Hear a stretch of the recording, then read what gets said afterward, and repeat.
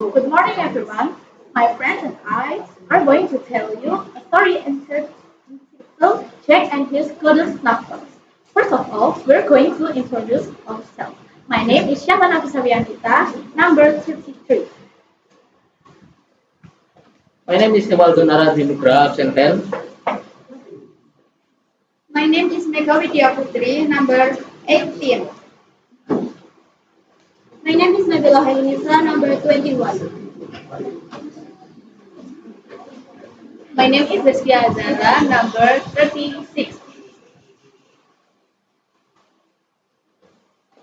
My name is Sanjaya Kensa Analin, number 6. So I will begin the story. Jack and his golden snuffbox. Once upon a time, and a very good time it was, how it was neither in my life nor in your life, nor in anyone else's time, there was an old man and an old woman, and they had one son, and they lived in a great forest. And their son never saw any other people in his life, but he knew that there was someone in the world besides his own father and mother because he had lots of books and he used to read every day about them. And when he read about some pretty young woman, he used to go mad to see some of them. Till one day, when his father was cutting wood, he told his mother that he wished to go away to look for his living in some other country and to see some other people besides them too.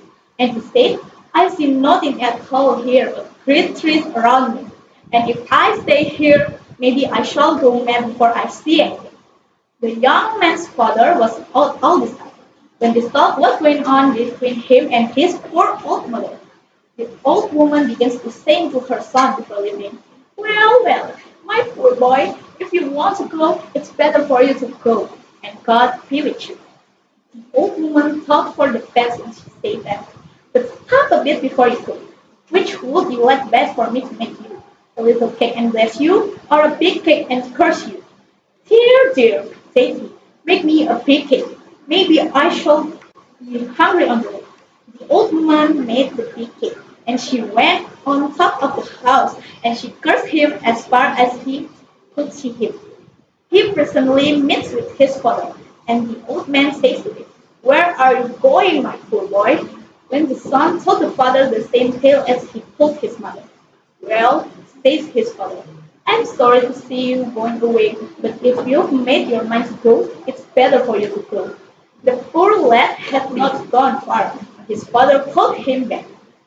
Then the old man drew out his pocket a golden snuff box and said to him, here, take this little box and put it in your pocket, and be sure not to open it till you are near your tent. And away went poor Jack upon his road, and walked till he was tired and hungry. For he had eaten all his cake upon the road, and by this time night was upon him, so he could hardly see his way before him. He could see some light a long way before him, and he made up to it, and found the back door and knocked at it, till one of the maid servants came and asked him what he wanted. He said that night was on him, and he wanted to get some place to stay.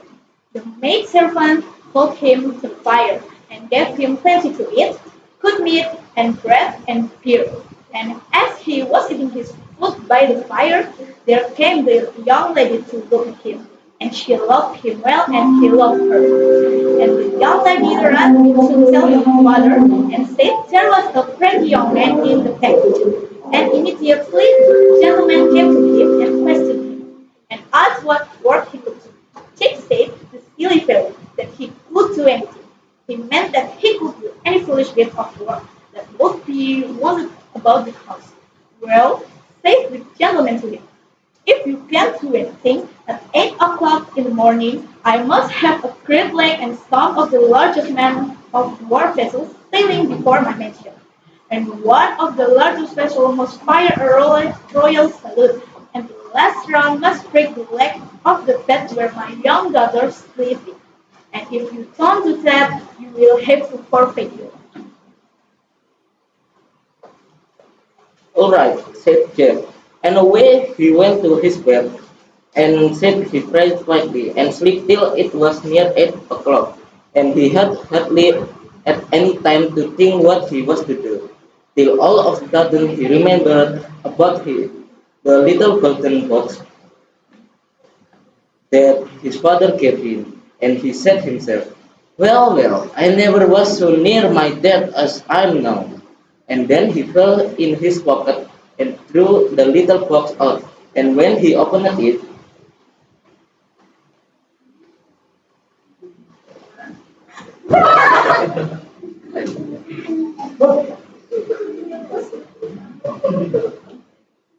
out there hopped the three little red men and asked Jack, "What is your will with us?"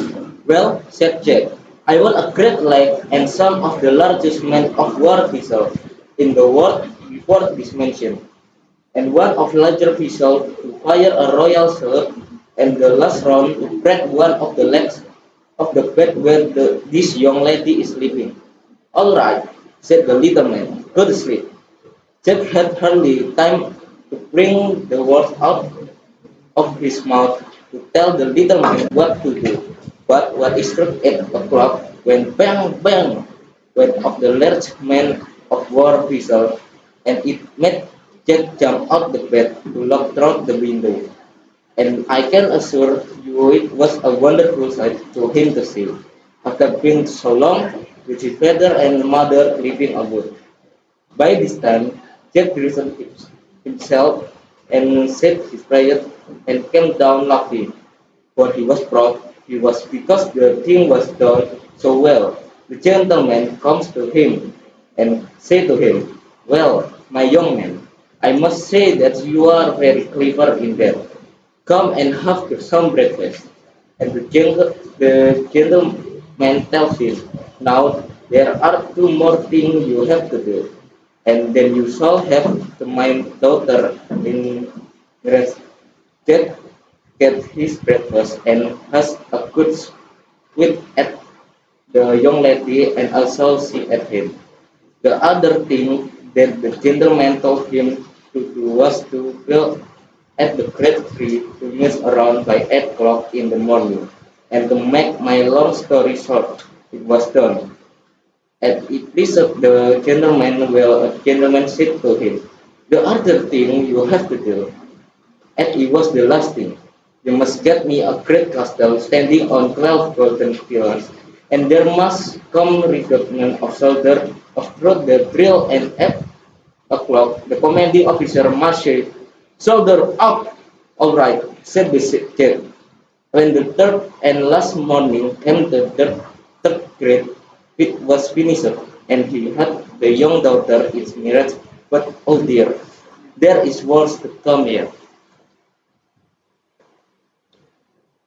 The gentleman now makes a large hunting party and invites all the gentlemen around the country to eat and to see the castle as well. And by this time Jack has a beautiful horse and a scarlet dress to go with them. On that morning his valet went putting Jack's clothes by after changing them to go a hunting, but put his hand in one of Jack's waistcoat pockets and pulled out the little golden snuffbox as pure Jack left behind in a mistake. And that man opened the little box, and there hopped the three little red men out, and asked him what he wanted with them. "Well," said the valet to them, "I want this castle to be moved from this place far and far across the sea." "All right," said the little red man to him. "Do you wish to go with it?" "Yes," said he. "Well, get up," said they to him, and away they went fair and fair over the great sea. Now the grand hunting party comes back, and the castle upon the 12 golden pillars had served to the great disappointment of this gentleman as he did not see it before. That usually Jack is treated by taking his beautiful young wife from him for taking them in the way he did. But the gentleman at last made an agreement with him, and he is to have a 12 month and a day to look for it. And off he goes with a good horse and money in his pocket. Jack goes in search of his missing castle over hills, dales, valleys, and mountains, through woolly woods and steep walls. Further, and I can tell you or even intend to tell you, until at last he comes up to the place where was the king of all the little mice in the world. There was one of the little mice on sentry at the front gate going up to the place, and he tried to stop Jack from doing it. He asked the little mouse, "Where does the king lie? I should want to see him."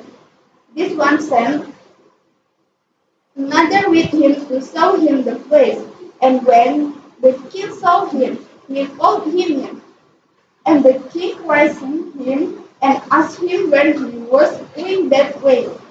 Well, Jack told him all the truth and that he had lost the great castle and was going to look for it. And he had a woodlouse month and a day to find it out. And Jack asked him whether he know anything about it. And the king said, "No, but I am the king of all the little mice in the world, and I will call them all up in the morning, and maybe they have seen something of it." Then Jack got a goat meal and fed, and in the morning he and the king went on the trial, and the king called all the mice together, and asked them whether they had seen the great beautiful castle standing on the golden pillar. And all the little mice said, "No." There was one of them saying, "The old king said to him that he had two other brothers. One is the king of all the world, and my other brother who is the oldest. He is the king of all the birds in the world, and if you go there, maybe they know something about the missing asset." The king said to him, "Leave your cousin with her with me till you come back, and take one of my best horses under you, and give this cake to my brother. He will know then whom you give what is from. With all the him I am well and shall like greatly to see him." And the king and Jack shook hands together. And when Jack was going to drop the cat at the little mouse escaped him, should he go with him? And Jack said to him, "No, I shall get myself into trouble with the king." And the little thing told him, "It will be better for you to let me go with you. Maybe I shall do some good to you sometime without you know it." "Jump up then!" And the little mouse set off the first leg, and made it dance, and Jack put the mouse in his pocket. Now Jack, after wishing good morning to the king and pocket the little mouse with was considered, started on his way, and showed a long way he had to go, and this was his first thing. And last he found the place, and there was one of the doors and stood, and could open his shoulder, and did try to hinder Jack from going in. But when Jack said to him that he wanted to see the king, he allowed him to pass, and Jack made up the door. The king came out and asked him his business, and Jack told him how from beginning to end. "Well, well, come in." He got good entertainment that night, and in the morning the king made sure of what he saw, and collected and cleared birds in the world, and he asked them if they know or see anything for a castle that stood on the ground covered fire. And they all made a clear song, "Crow, crow, crow," and said no. Jack had to take another horse, and a cat to teach him brother, who is the king of all the worlds of the earth. And as Jack was going through the theater, the little frog there was considering as the child short he called him. Jack this was see him for a bit, but alas the frog told him to jump, and Jack got him in his other waistcoat pocket.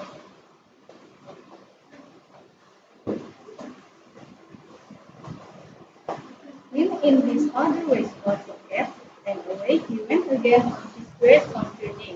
It was 3 times as long this time as it was the first day. However, we found the place, and there was a fine bird on sentry, and Jack praised him, and he never said a word to him, and he talked with the king, and told him everything about the castle. "Well," said the king to him, "you shall know in the morning from the bird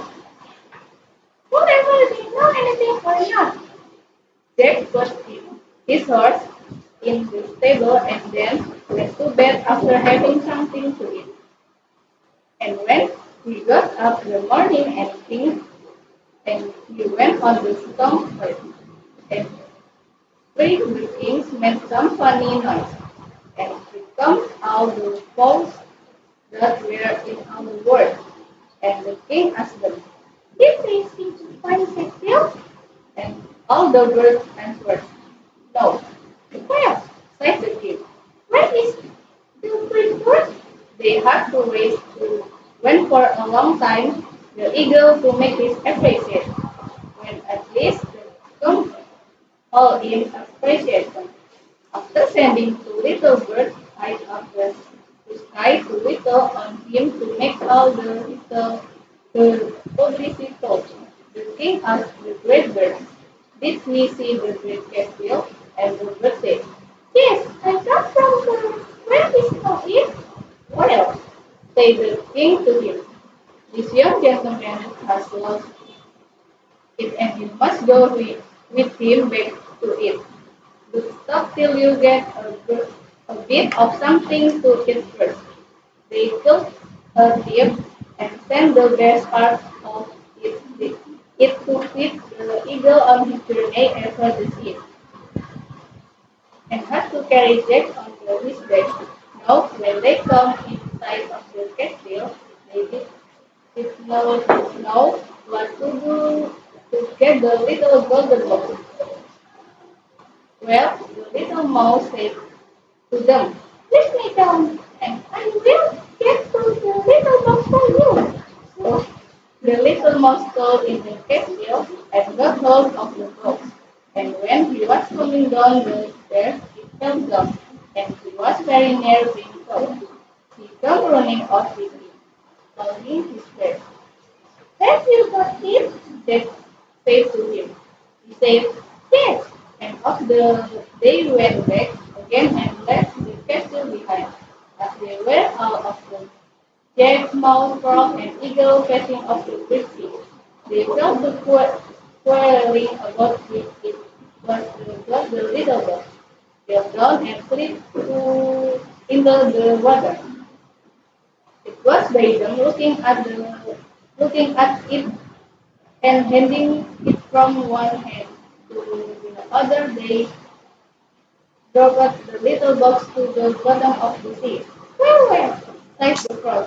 "I know that I will have to do something, so you had better let me go down in the water." And they let him go. And he was gone for 3 days and 3 nights, and up there come and saw his nose and the little mouse out of the water. And all of them asked him, "Did he get it?" And he told them, "No." "Well, what are you doing in the sand?" "Nothing, uh, nothing at all," he said. "Only I want mine to breathe." And the poor little frog went down the second time and he was down for the day and the night. And up they brings him, and away they did go after being 4 days and nights. And after a long talk over this and the mountain, arrived at the place of the king of the old king, who is the master of the birds in the world, and the king is very proud to see them, and has a hearty welcome and a long conversation. Jack opened the little box and told the little man to go back and to bring the castle there to them. And all of you make as much as go back again as you probably can. The three little men went off, and when they came near the castle, they were afraid to go to kill the gentleman and lady, and all the servants were gone out the storm dance, and there was no one left behind, they only the cook and other men with her. And the little red man asked them which road they later. Go or stop behind, and the bird said, "I will go with you." And the little man told them to run up straight way. They were no sooner up and in the one of drawing rooms, and then here comes. Look inside, the gentleman and lady and all the servants. But it was too late. All the castle went up full speed. The woman loudly at them through to the window. Well, they made motion for them to stop, but all to no purpose. They were ninth day on their journey, in which they did try to keep the Sunday holy.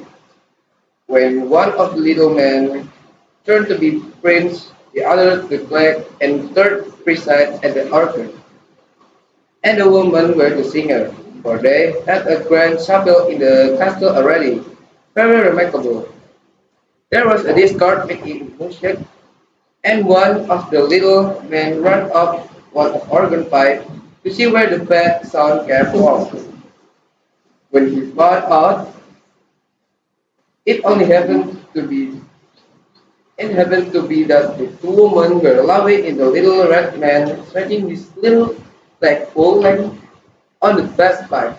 Also, his two arms at the same time with his little red nightcap, which he never would get to wear, and what they never witnessed before. Could not have calling for some good merriment while on the face of deep, and poor thing, told them not going on with what they began with. They never came to the danger, as the castle was one very near sink in the middle of the sea. At length, after a merry journey, they come again to Jack and the king. The king was quite struck with the sight of the castle, and going up to the golden stair went to see the inside. The king was very much pleased with the castle, but poor Jack's time of 12 months and a day was drawing to a close, and he, wishing to go home, his young wife, give order to the three little men to get ready by the next morning at 8 o'clock to be off to the next brother, and to stop three for one night. Also the brothers from there to the last are the youngest brother, the master of the mice in the war, in some place where the castle shall be left under his care, under its sent for. Jack take a farewell of the king, and thanks him very much for his hospitality. Went away Jack and his castle again, and stopped one night in the dark place. And away they went again to the third place, and they left the castle under his care. As he had to leave the castle behind, he had to take to his own horse, which he left there when he first started. Now poor Jack, he lived. Now poor Jack left his castle behind and first toward home. After after having so much merriment with the three brothers every night, Jack became sleepy on horseback and would have lost the run if it was not for the little man that built him. At last he arrived where died, and they did not seem to regale him with a kindness whatever, because they had not found the stone castle, and to make it worse, he was disappointed in not seeing his young and beautiful wife to come and meet him. Thorpe being hired by her parents, but that did not stop long. Jack put full power on and dispatched the little man of the bring castle from tree, and they soon got there. Jack shook hands with the king, and returned many thanks for his kingly kind in mending the castle for him. And then Jack entered the little man to spur up and put speed on, and off they went, and were not long before they reached the journey end, when out come the young wife to meet him with a fine lamb of a young son, and they all lived happy ever afterward.